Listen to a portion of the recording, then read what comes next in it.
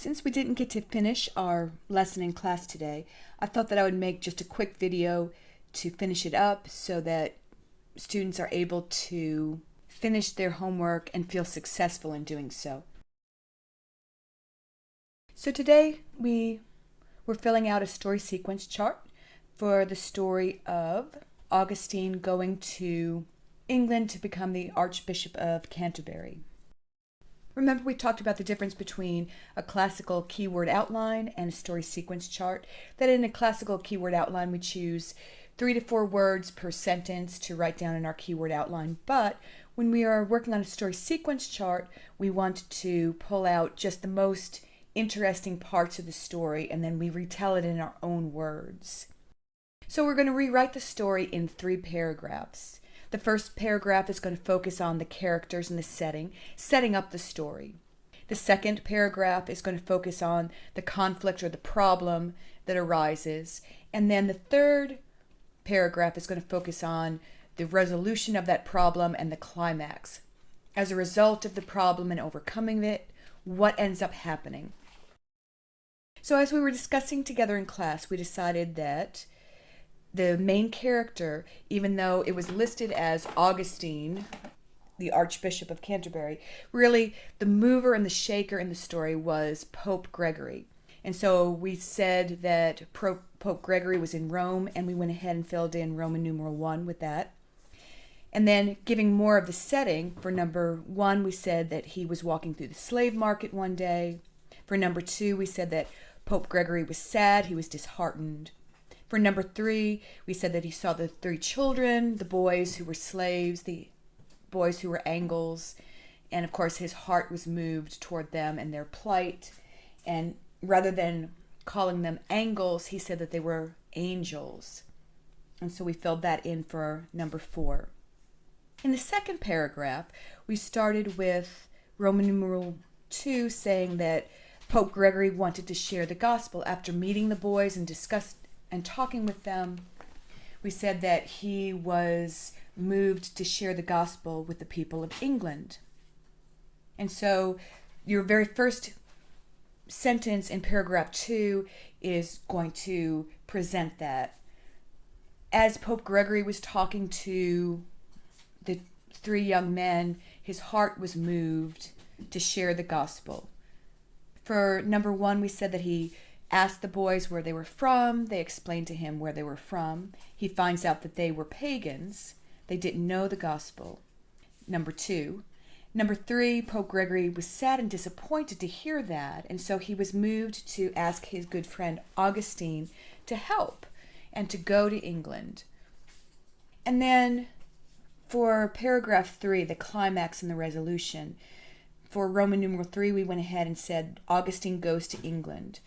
Number 1, we said that he had struggles along the way. He overcame those struggles, of course. Number 2, that he met with King Ethelbert of England. Number 3, Ethelbert became a Christian. And then we did not fill in number 4 or 5 for the climax and resolution. So I would like to do that together right now. And so remember that after Ethelbert became a Christian, he gave Augustine permission to preach to all of the people in his kingdom, and that's exactly what Augustine did. And then the final culmination of him getting to preach to those people was that on Christmas Day, 597, he baptized 1,000 people all at once. And so that was the big climax of the story. Now, as you write it out, you're just going to be using the story sequence chart as a way to move through the story. You're going to write it in 3 paragraphs. The first paragraph is going to be about Pope Gregory being in Rome, visiting the slave market. Paragraph number 2 about why he decided he wanted to share the gospel with the people of England, but as Pope, he wasn't able to go, and so he sent his good friend Augustine instead. And in paragraph number 3, you're going to discuss what Augustine did once he got to England, how he got there, and what he did. Remember that when you're doing a story sequence chart, you don't have to write word for word like you would in a keyword outline. These are just general guidelines to get you going, and you can add details. Now, since this is a true story as opposed to Beowulf, we gave you permission to come up with ideas out of your imagination. Let's not come up with too many ideas out of your imagination for the Pope Gregory and Augustine story. But if you do some extra research and want to add some extra details, feel free to do that. Another part of the lesson that we didn't get to because we ran out of time was we are going to be going over new dress up, the strong verbs. I wanted to first go ahead and just review the dress ups that we have used so far. We have been using ly adverbs to add a little more interest to our writing. In the sample sentences you see there on the left side of the screen, we have 3 different verbs that we're going to practice adding adverbs to. Remember, an adverb is a word that modifies a verb, and in this case we're specifically focusing on adverbs that end with the ly combination. So we have the word went, we have the word said, and we have the word ate. And we've been using ly adverbs for several weeks now. Remember that you have a whole list of them in your student resource notebook that I gave to you at the beginning of the year, that yellow notebook. There's a whole paper in there that has a bunch of ly adverbs that you can choose from. But just as an example, we could say that the fog immediately went into the city. Slavery is not right, he reluctantly said. The boys hungrily ate the bread. And so we can use ly adverbs to dress up our writing. We've also been using the who which clause. Remember that we use who when we're talking about a person, and if we're talking about something that is not a person, whether that's an animal or something physical, then we use the word which. Now, the one exception to that is if you're writing a fairy tale and the animals are talking, then you can use who because they're more like people. But animals that are not in a fairy tale, we want to use which for. Who which clauses are used to add more information about one of the nouns that are in the sentence. And so we see in sentence number 1, we're discussing the fog. In sentence number 3, we're discussing the boys. And so we're going to practice adding a who which clause to those sentences. So we could say the fog, which was not expected, went into the city. And we could say the boys, who were hungry, ate the bread.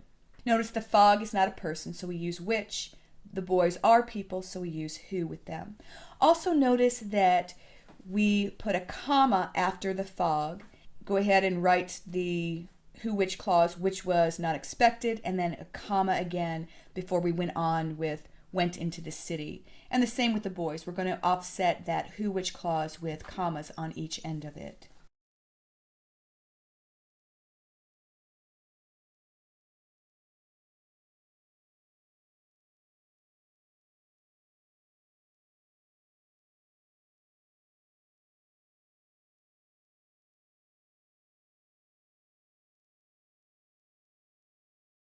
So I'm just going to read this real quick. It says, in this lesson, we're going to learn another IEW dress up, the strong verb. Every sentence has a verb, but not all verbs are strong verbs. Strong verbs show action. The strongest verbs show action that is easy to picture.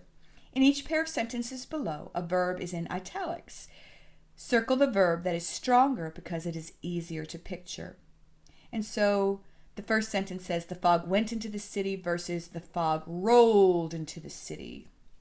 And so obviously you're going to circle rolled. It is a stronger verb. It gives you more of a mental picture of how the fog is moving into the city. It's moving in such a way that it's almost rolling like a ball into the city. Sentence number 2 says, slavery is not right, he said. And the alternate of that is, slavery is not right, he boomed. And so you can see that once again, the word boomed shows a lot more emotion. It evokes a lot more emotion than just saying that somebody said something. And then finally, sentence number 3 says the boys ate the bread versus the boys devoured the bread. Obviously, devoured gives you a stronger word picture. They were really hungry, and so they devoured it. They didn't just eat it. So just to finish reading there, it says, notice how substituting a stronger verb makes each sentence clearer and more descriptive.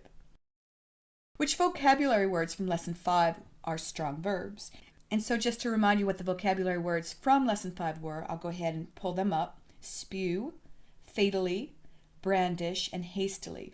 Obviously, fatally and hastily are ly adverbs, and so the two verbs you have there are spew and brandish. And so you can go ahead and write those down on the line there. It says, which of the following sentences paint more vivid pictures in your mind? The dragon blew fire upon the city, or the dragon spewed fire upon the city?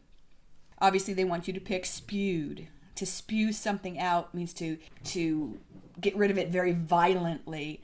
And so the dragon was violently spewing fire upon the city. Sentence number 2 there says, Beowulf waved his sword versus Beowulf brandished his sword. Yes, much stronger vocabulary there, painting a word picture for you.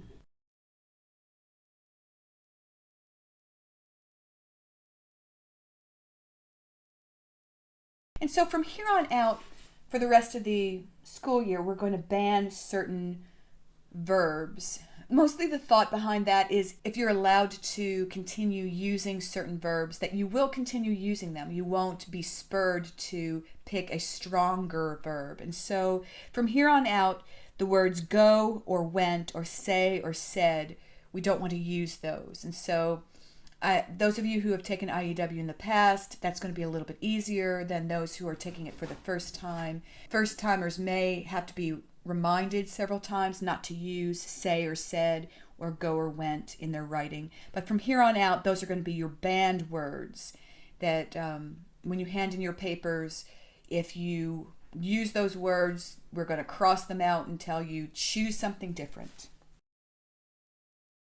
And finally, one thing that we wanted to do was we wanted to practice doing that. And so under your style practice section of Lesson 6, it says, following each sentence, write at least 2 strong verbs that could replace the banned word in italics, and then write ideas for ly adverbs to modify those verbs. The sentence there says, slavery is evil, said Pope Gregory. Said is the banned word. We want to get rid of that. And so in your student resource book, there's a whole list of banned words. Right now, the only banned words we have are say and said, go and went. But in your student resource notebook, eventually we're going to ban some more words. But if you'll flip through that, there is a page that has words that you can say instead of said. I'm going to go ahead and pull up something that I found online rather than scan in the page from your student resource notebook. But if you look through your student resource notebook, it is in there. And you'll see here's a nice list of words that you can use instead of said. In the sentence that we just read, probably the most appropriate words to put in place of it would be explained. Slavery is evil, he explained, or Pope Gregory explained. Slavery is evil, Pope Gregory shouted. Slavery is evil, Pope Gregory announced. Slavery is evil, Pope Gregory exclaimed. Slavery is evil, Pope Gregory insisted.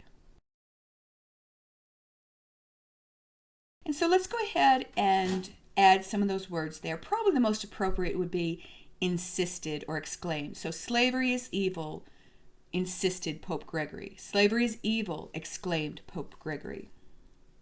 Now, in terms of some ly adverbs that we can add there, I came up with some, and you might come up with some others. So feel free to choose some of mine or to come up with some on your own, but be sure to add that in there.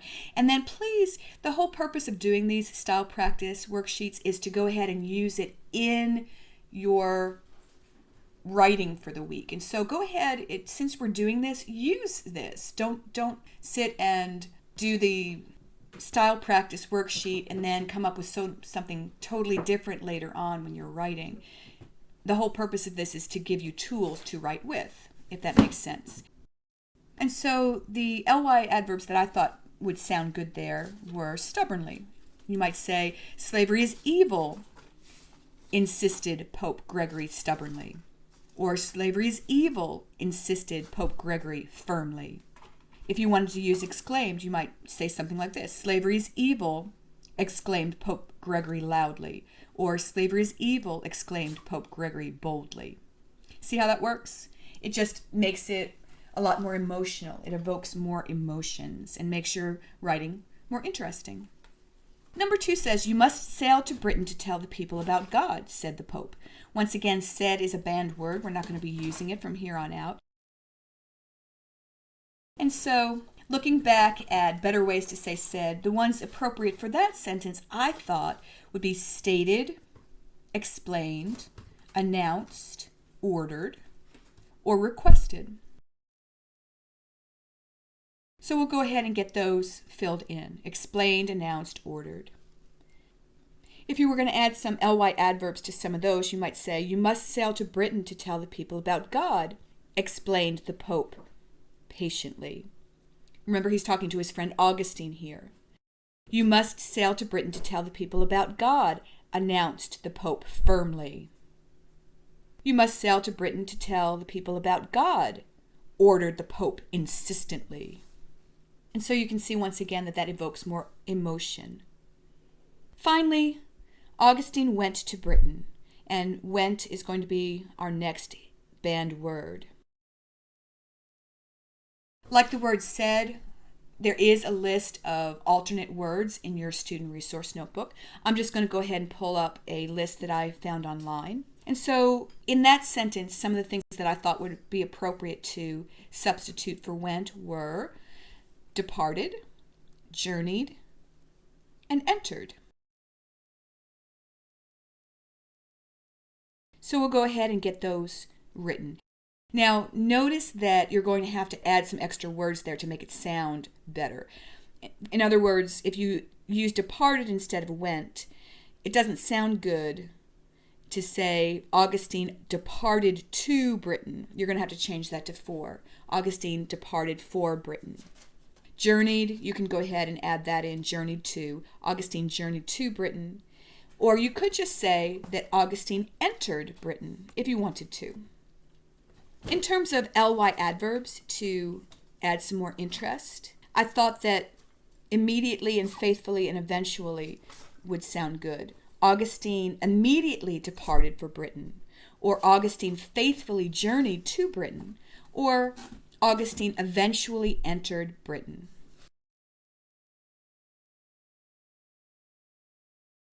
And then the last little part of your style practice worksheet was practicing a who which clause. Remember once again that we use who with people and which with things. And so we're talking about people in this paper, so we want to go ahead and make sure that we use who. And so using sentence number 3, Augustine went to Britain, I thought that we could say more about Augustine. And so what I came up with was Augustine, who was a faithful man, immediately journeyed to Britain. I also thought that it might be interesting to say Augustine, who was convinced by Pope Gregory, immediately journeyed to Britain. Or Augustine, who wanted to help the Angles, immediately journeyed to Britain. Now, you don't have to come up with the same who which clause that I did. Try and come up with at least one, or use one of the ones that I helped with here, and make sure that you incorporate that into your paper this week. Be sure that you underline each of your dress-ups and also mark it in the right margin of your paper. I think that's all we needed to go over. So I will go ahead and stop the PowerPoint here. Hopefully listening to this short video will help you finish your homework. As always, if you have any questions this week, please feel free to email me.